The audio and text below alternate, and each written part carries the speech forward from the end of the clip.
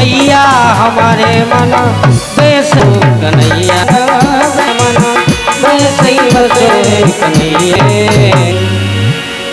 बोले वृंदावन बिहारी लाल की, भक्त वत्सल भगवान की, राजा रामचंद्र सरकार की जय, श्रीमद् भागवत महापुराण की जय, वनखंडन माता की जय, हेर माता की जय, ग्राम के समस्त देवी देवताओं की जय, संत श्री कमलेश गिरी महाराज की जय, संत समाज की जय, जय जय श्री राधे।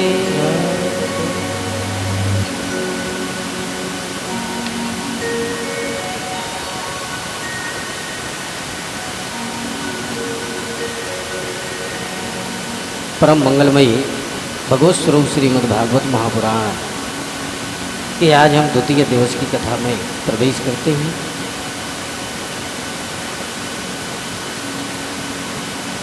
भगवान श्री सुखदेव महामुनि जी ने राजा परीक्षित के लिए हरि कथामृत पान करा ही रहे थे। स्वर्गलोक से देवता लोग अमृत का कलश लेकर के आए, लेकिन सुखदेव महामुनि जी ने फटकार करके भगा दिया नहीं। कारण क्यों है?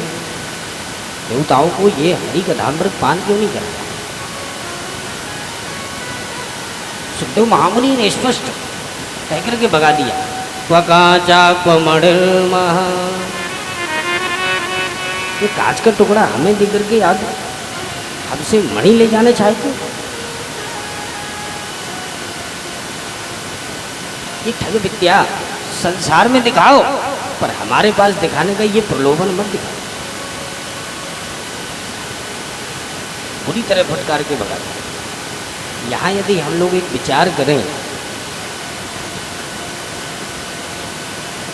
कि हरि कथामृत और अमृत दोनों में विशेषता क्या है? अमृत भी कोई साधारण वस्तु तो है नहीं। समुद्र मंथन से कितनी कठिनाइयों से ये प्राप्त हुआ। उस अमृत को पाने के लिए देवासुर संग्राम हुआ, तो साधारण वस्तु तो हो नहीं सकती। पर आज ऐसे देव दुर्लभ वस्तु के लिए भी आज श्री सुखदेव महामुनि ने भगा दिया, पर हरि कथामृत नहीं दिया।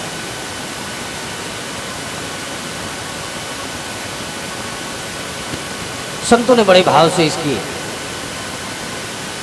शब्द विचार किया। हम आप भी थोड़ा सा इस पर विचार करें। समुद्र से जब मंथन निकला, मंथन किया, अमृत निकला, तो अमृत सिर्फ एक ही घड़ा तो निकला, 2, 4, 10, 20 तो थे नहीं, एक ही घड़ा था। और उस घड़े में से कुछ देवताओं ने भी अमृत पान किया। जब देवताओं ने पान किया तो कुछ ना कुछ तो खर्च हो ही गया होगा, भला तो होगा नहीं अभी तक। तो अमृत की एक सीमा है, ये घड़ा है। और हरि कथामृत, हरि कथामृत की कोई सीमा नहीं। रामचरित सत कोटि अपारा, ये भगवान के चरित्र है, अनन्य है, इसकी कोई सीमा नहीं है। यत्र यत्र रघुनाथ कीर्तनम तत्र तत्र कृतमस्तकांजलि। ये इतना है, इतना है। रामचरित सत कोटि अपार।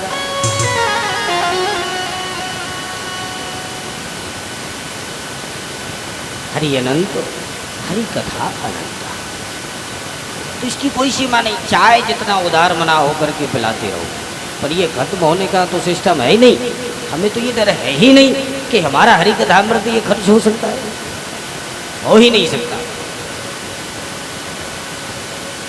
इसलिए देवता लोग जो हैं वो बड़ी कृपणता से काम लेते हैं, क्योंकि उन्हें खर्च होने का डर है कि कहीं खर्च ना हो जाए, उसकी सीमा है।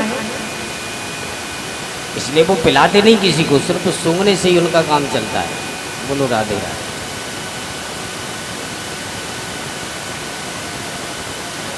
तीन कंजूस इकट्ठे हुए और तीनों कंजूस एक दिन आपस में मिलकर के बातचीत करने लगे। बोले भैया एक बात तो बताओ, हम लोग जहाँ भी जाते हैं ना समाज में, तो जब भी हम सब समाज में बैठते हैं लोग यही कहते हैं भैया तुम बड़े कंजूस हो, आज तक तुम लोगों ने कभी भी एक आना भी खर्च नहीं किया, चलो आज खर्च करते हैं।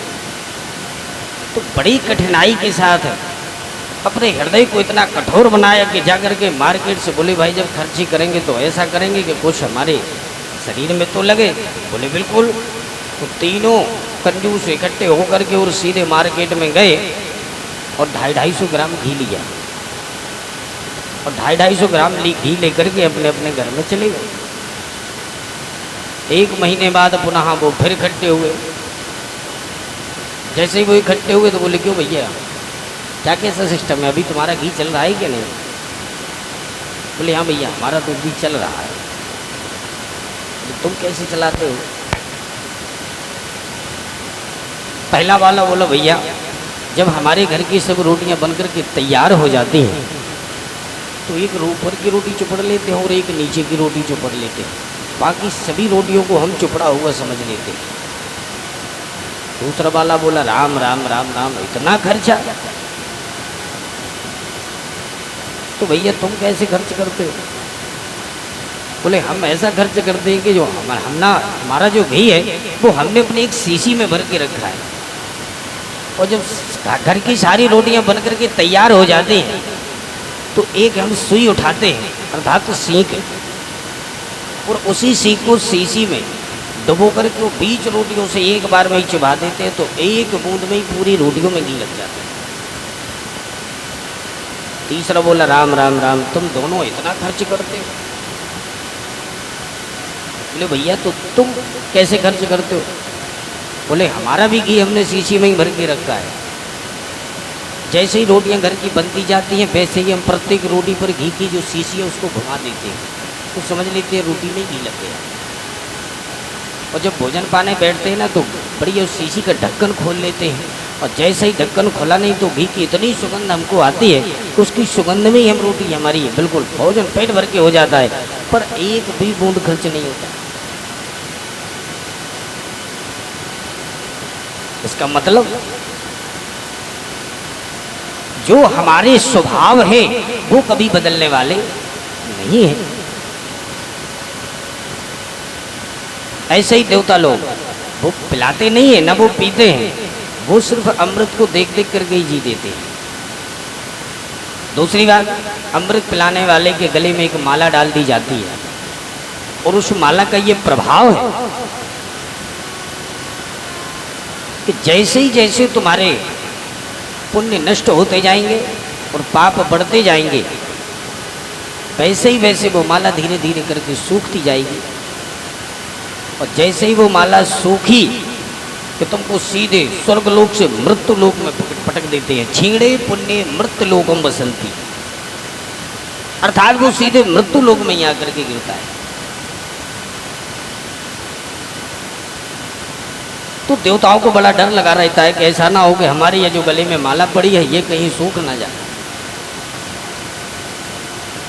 और हरि कथामृत जो पान करता है वो इस मृत्यु लोक के समस्त सुखों को भोग करके अंत में प्रभु के पाद पद्मों का सुख भोगता है। तो हम ही जरा विचार करके देखें कि ये हरि कथामृत है, ये हमें इस संसार के सुखों को भोग करके भगवान की प्राप्ति करा देता है, और जो अमृत पान करता है वो अमृत पान करने वाले के पुण्यों को जब नष्ट हो जाते हैं तो उसे इसी धराधाम पर आना पड़ता है, ऊपर से नीचे गिराता है। किसी भी भाव से देखें अमृत से कहीं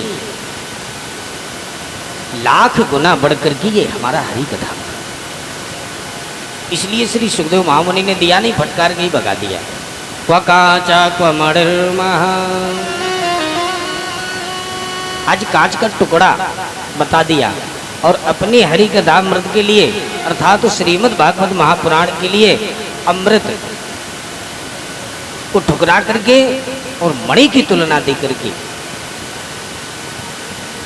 तभी से ये हरि कथामृत हम सबके बीच सुलभ। आज जिसे हम और आप बैठ करके पान कर रहे हैं। भोले भक्तवत्सल भगवान की